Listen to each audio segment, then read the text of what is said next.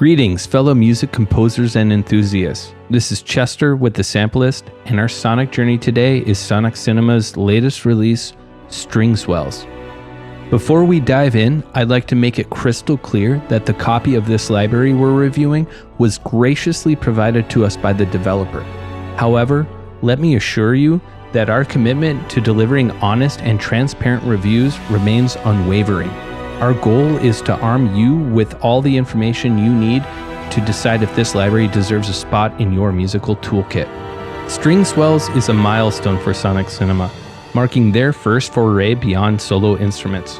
2 years in the making, this library is designed to infuse your music with captivating movement. It's performed by 16 hand-picked UK professional string players, best of the best, bringing life to each note with their artistry and performance. If you're tired of spending hours on complex MIDI programming to get an edge to realistic swells and movement, this library aims to bridge the gap between installation and inspiration, giving you the tools to focus on crafting your music. The String Swells ensemble consists of 8 violins, 3 violas, 3 celli, and 2 bass. The library is supported by Kontakt version 671 or higher and is the NKI format, so you'll use native access to manage the license. It works with both the full version as well as free version of the Kontakt player. The library occupies about 4.10 gigabytes of hard drive space on your machine. Right now, there is an intro price of £175, and this great deal is going until September 20th, 2023. Then at that point, it'll be £219. Let's now explore the presets this library has to offer. So when we're loading this up for the first time, we see that there's 3 folders for singles, pairs, designed, and then some multis. The singles are the 5 core articulations. We have normale, senza vibrato, sol ponticello, sol tasto, and tremolo. Normale is, and we'll load it up here to hear it.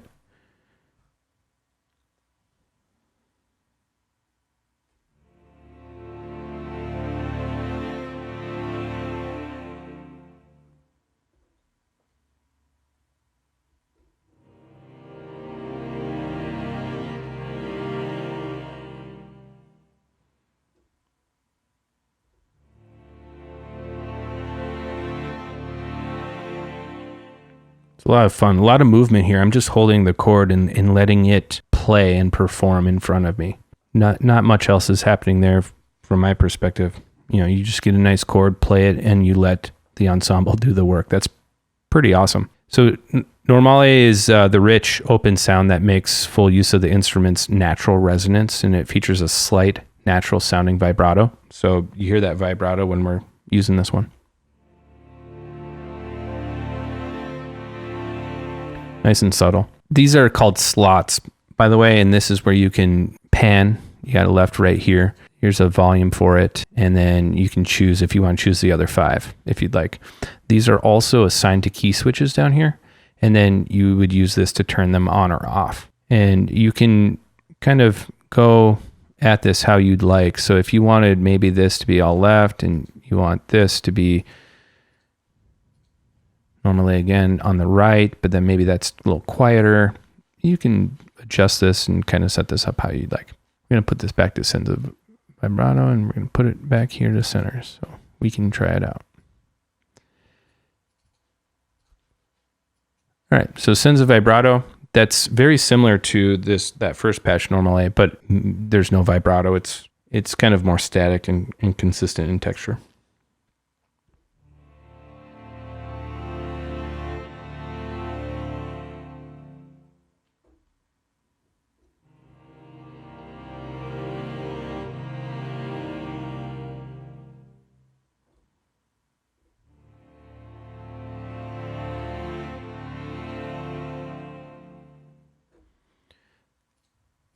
The next one we have here, sol ponticello, and that's when the player performs the note with their bow very close to the bridge. So it's going to bring out an unexpected harmonics and create a thin, icy sound.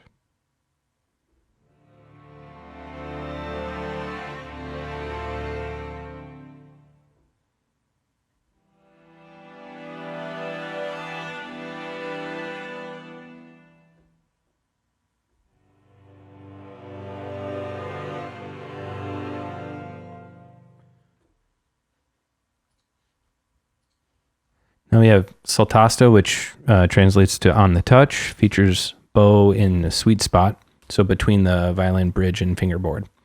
It's going to produce a softer, breathy sound.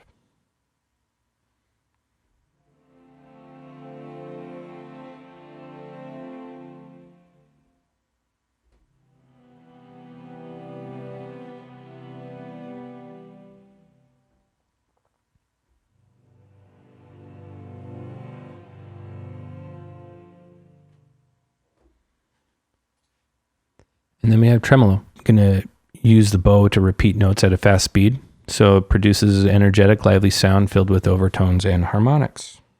Sounds like this.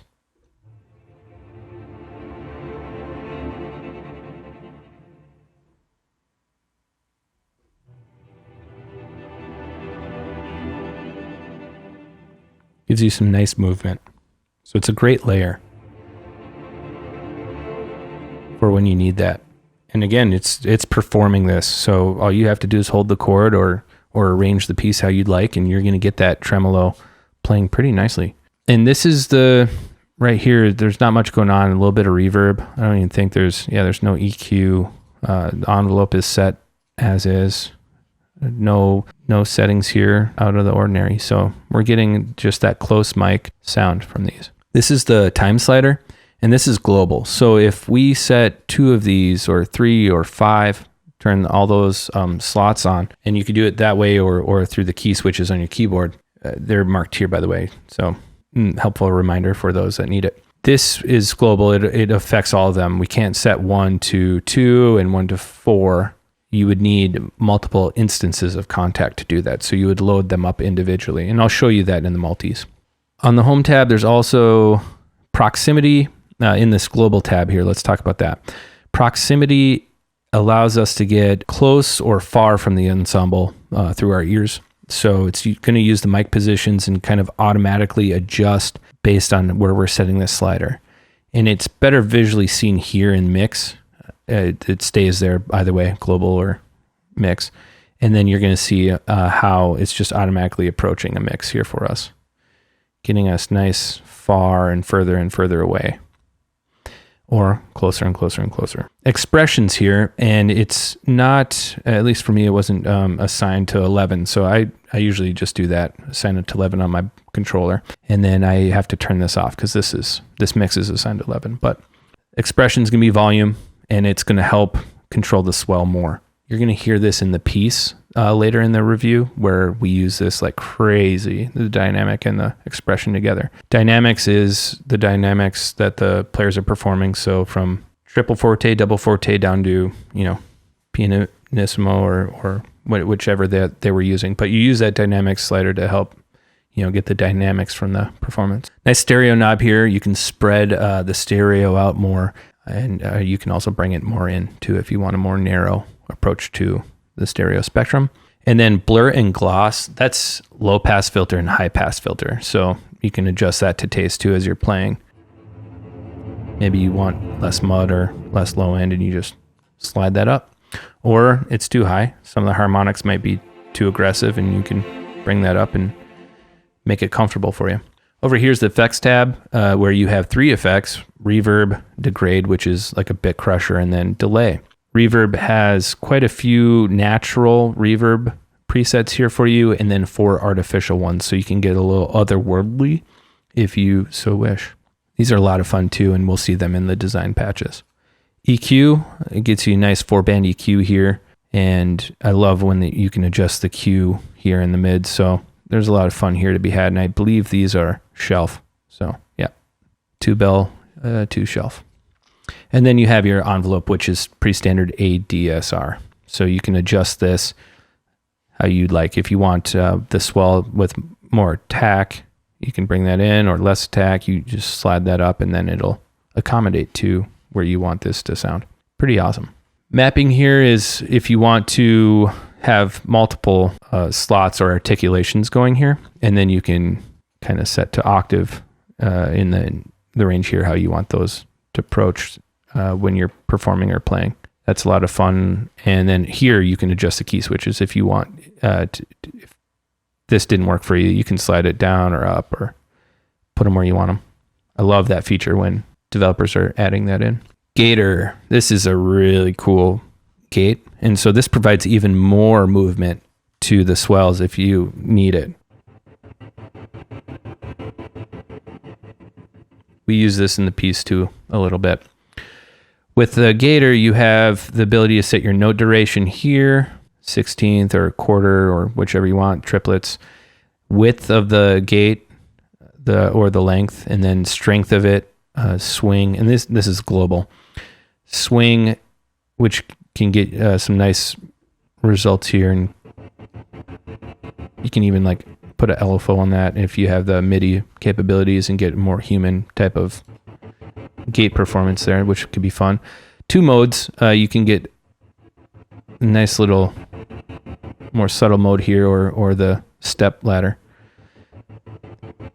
more aggressive mode. You can approach this as a random, gives you kind of a random gate, which is a lot of fun. You can have it perform direction, reverse, forward, backward. You can shift the sequence here one by one. You can reset it, you can clear it, you can save anything you set here. And then down here, they've also provided a lot of presets for you, and there's a ton in here. And then that way you can load one of these and you can get some really fun movement here for your work. And then a nice little info tab talks about where it was recorded, the engineer, and then, credits, tech specs, which is a lot of fun if you want to nerd out on preamps like I do and the mic collection that they used. A lot of really great mics here, so on the Neve console. Pretty awesome. And that's the UI. So we can get into kind of some more of these presets. Here's pairs. What's nice about these is you load one of these up and now you have 2, rather than starting with a single. So this will start with normale and then sol tasto. Kind of sounds like this.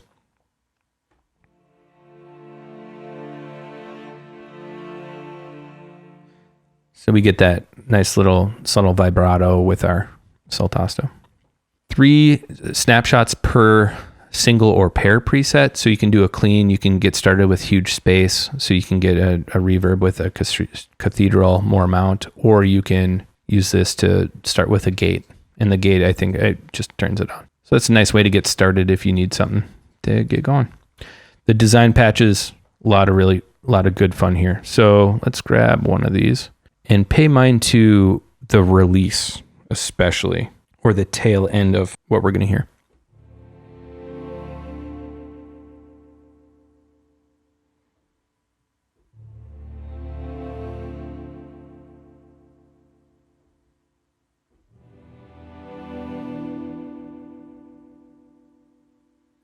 Yeah, you just let that ring out, and that's a lot of fun. Kind of sounds like a springy sound at the end there. There's about 50 custom designed presets that come with String Swells, and each one of them has a lot to offer and a lot of inspiration for you to come in and try making some yourself. So when I look at this, I notice that they have more stereo spread here.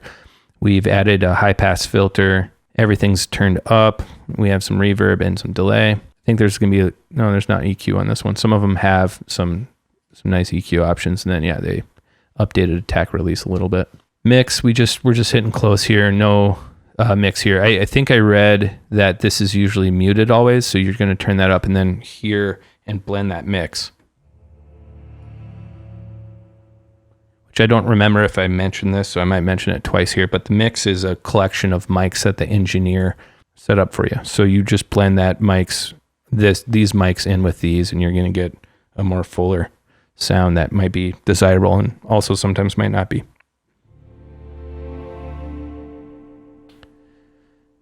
And another fun one to assign a CC to, maybe not 11 if you're using that for expression, but assign that and add that in your DAW, and you'll have a lot of fun with that.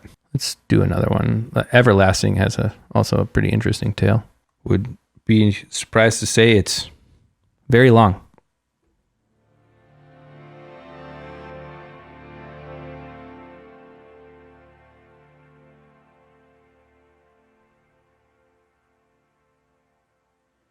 And everlasting.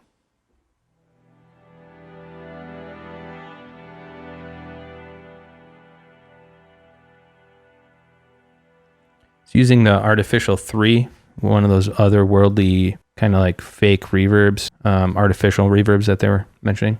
And you get a really fun tail there at the end. And then new mic position here. You can, again, blend that in if you need.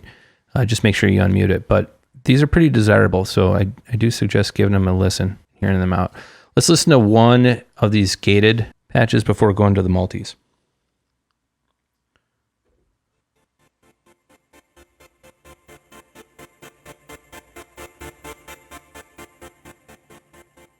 This one has a little bit of bit crushing to it, sounds like.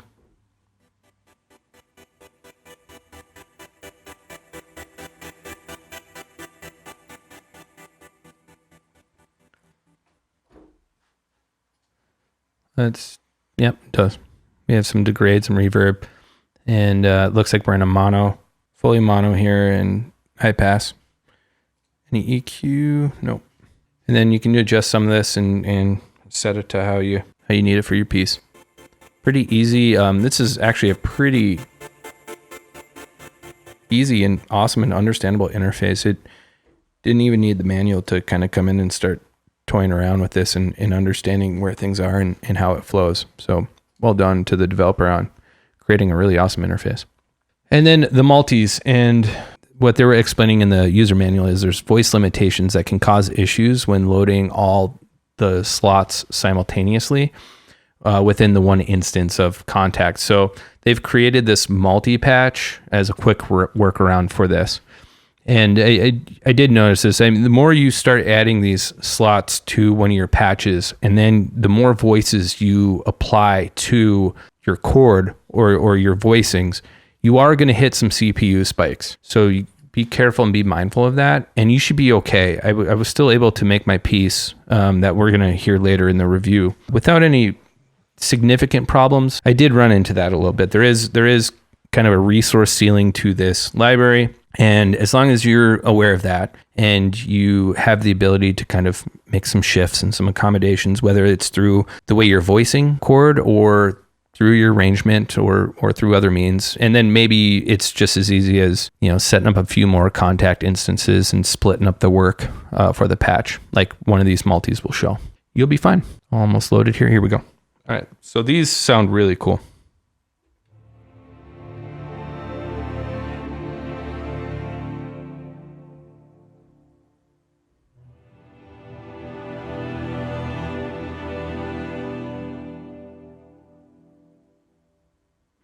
And it just goes to show that you get a really awesome swell with more of these presets and patches going to add to the overall sound and texture of the chord or the swell you're creating.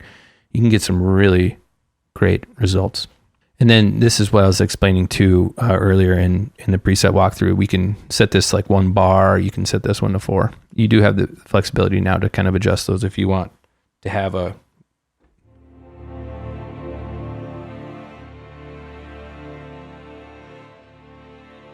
everyone kind of swelling differently. And that was kind of fun because it sounded like we had some panning results there.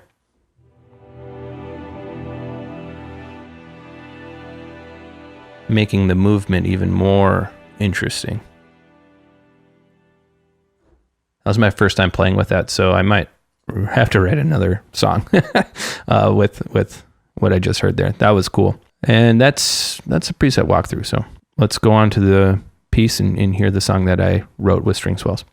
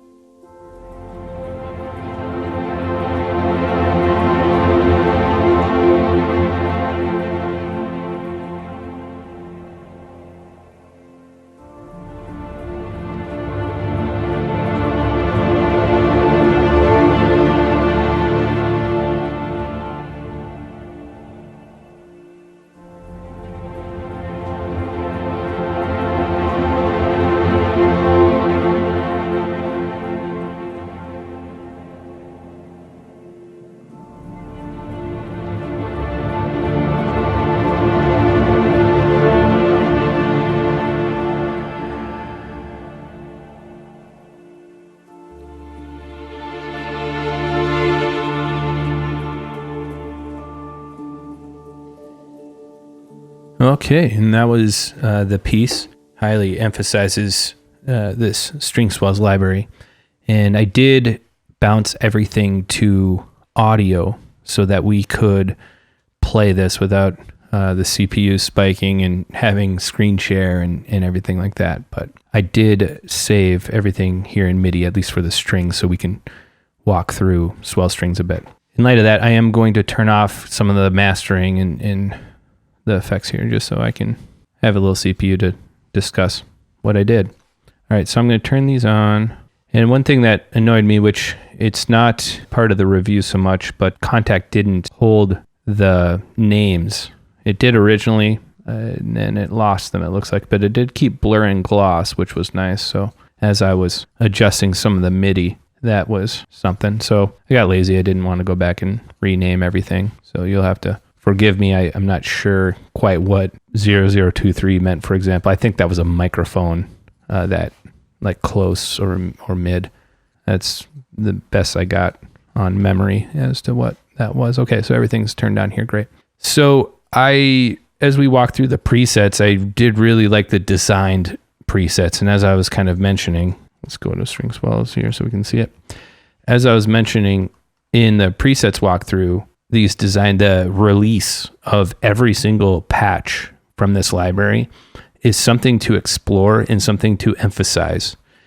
And that I meant that to be the focal point of this piece. So whenever we were moving out of a swell, I made sure that all the instruments also stepped aside so that we could hear the strings and maybe even some of the effects that happen. I know in Distant Thought that there's a really nice reverb here and a delay that's working together to make something pretty special. I did spend the time here and I removed the CC from, I didn't do it in every single one apparently, but I removed the CC that was 11 here on the mix, and then I moved it to expression. So when I was using this naked controller, I could control the swell a little bit more and kind of bend it to my will for the piece. That was pretty awesome. And so you can join the swell with your controller or with some MIDI and make it really powerful and really emotional. So that would be a definite suggestion for you when working with this. I did also try to MIDI CC this time slider. Was okay, but it's pretty powerful. I think it's more of an arrangement type thing where if I wanted to go 4 bars, then 2 bars, then 1 bar, I would definitely do it. In this piece, I just kind of let each one work as is and then listen to that release like I was saying. Otherwise, not too much else I did here with each of the string swells. All right, and that's Distant Thoughts and the design. The library is pretty CTU intensive, and I think that's part of the DAW as well. The DAW kind of manages the cores of your CPU, so I can't entirely give this to Kontakt or to the library because you do have to set, those settings and balance them out, and I did some of that to help. What I also did is, I think over time, I really wanted to have some full harmonic spectrum. So I was doing really rich chords and voicings, and that was not helping with the computer. The computer was not liking that. So I did work on some arrangement techniques and some adjustments. Over time, I started giving 2 libraries different voicings, and that helped a lot. What I also suggest trying out is pairing some of the gated patches with non-gated patches. That was really fun too. You can see I have like this at -7 dB versus the Nocturne and play. Actually, I don't want to play it through this. We'll play it through this. So these two, we'll solo these out and you can hear how they blend really well.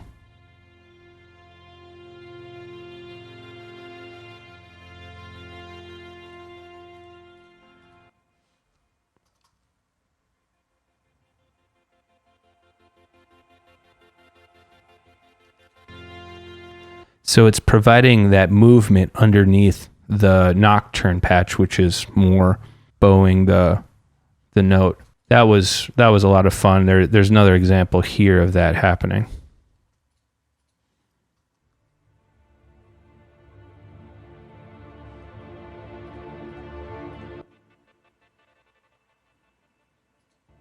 And this is a lot more quieter at -16. So just supporting this ominous patch as that gauge is playing underneath gives it some movement that is more felt than heard, but still there.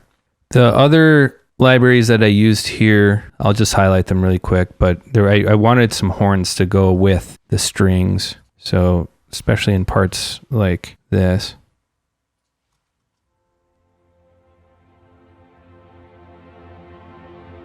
And had the horns turned down a lot too. They're definitely felt, not heard. Also to help with the harmonic content that I was striving to get before. So had some horns in there that play really nicely with the library. Some weird ambiences from 0G. Also in the background. You've heard this little kind of interesting scream thing. That comes from that. And I was nerding out on YouTube and I saw someone revitalize some of those old 90s 0G discs talking about video game scores. And I was like, oh, let's bring some of that in this piece. Just see if we can't have a new element that's just interesting. So some ear candy. And we did. And it was a lot of fun to add that in there. Just very much in the background. And then Substance, this is a bass synth. Very quiet. Just meant to be felt also, that low end, not heard. There are some low notes playing through the strings, but this gives us that sub frequency that will help balance out the whole mix. Stratus was something that also I get nervous at sometimes. It is also resource intensive, but it played very nicely with String Swells, and String Swells also played nicely with it. So it wasn't too bad actually. But we have some of that Oliver Arnold's magic kind of playing along with these String Swells, giving more movement and a little melodic line to the piece. Kind of carries us forward as we swell forward. They work really well together. And we'll close out with listening to a little more of these strings. They were a lot of fun to work with. And even through the arrangement, I kind of made sure we heard different, unique layers and ways of working with the library over time without losing too much of what we were striving to do in the first place. I mean, whenever I hear this piece and I close my eyes, I don't really hear too much of a difference between the presets. And that's pretty great. All right, and that was the piece. So creating an expressive composition with String Swells is a breeze. With the intuitive interface, you can easily load articulations, adjust the duration, and even combine them to craft unique textures of your own. Speaking of textures, the recorded mic perspectives were a lot of fun to experiment with. They're providing like an array of sonic dimensions that were explored, and that's why I ended up MIDI mapping them in here, because I didn't always want to go into the UI and tweak them. I just wanted to sit in my room and listen. And the exploring was fantastic. It's a lot of fun. It's time to wrap up our journey with some final reflections. I'm genuinely impressed by what Sonixinema has achieved with String Swells. The meticulous recording process, the diverse articulations, and the user-friendly interface all contribute to the remarkably versatile tool for us composers. While this library can be demanding on your system's resources, particularly when dealing with extensive chord voicings, at least it was for me, I discovered that it was quite manageable after making a few adjustments to meet Kontakt's requirements for delivering the intended sonic capabilities it offered for my composition. As someone who's new to Sonixinema, first-time user here, I wholeheartedly endorse this library for fellow composers seeking realistic string swell textures to enhance their musical arsenal. In fact, I'm inclined to explore Sonixinema's other offerings and perhaps acquire a few more instruments if they maintain this level of quality. Truly exceptional work. This is Chester, signing off from the Sampleist.